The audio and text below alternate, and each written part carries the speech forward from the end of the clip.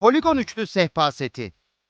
Şıklık ve dayanıklılığın buluşma noktası. Evinizin her köşesine zarif bir dokunuş katan Poligon sehpa seti, işlevselliği ve estetiği bir araya getiriyor. Birinci sınıf lak panelden üretilmiş, 97 santimetre genişliğinde ve 40 santimetre yüksekliğindeki bu set, yıllarca dayanıklı yapısıyla evinizin vazgeçilmezi olacak.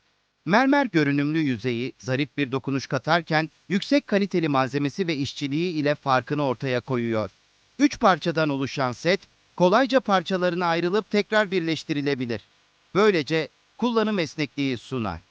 İsteğe bağlı olarak özel ölçülerde sipariş verilebilmesi, ürünün her evin ihtiyacına göre kişiselleştirilebilmesini sağlar. Tasarımına entegre edilen etanol yakıtlı şömine ise modern yaşam alanlarınıza hem sıcaklık hem de sofistike bir hava katıyor. Çevre dostu ve güvenli bir ısınma çözümü sunan bu eşsiz sehpa seti evinizde fark yaratacak. Kalite ve şıklığın buluştuğu bu ürüne sahip olmak, evinizin atmosferini bir adım öne çıkaracaktır. Hayalinizdeki tasarımı hemen evinize getirin. Özel sipariş seçenekleri ve sınırlı üretimiyle Poligon üçlü sehpa setine sahip olmak için acele edin. Workshop Elite sağlıklı ve mutlu günler diler.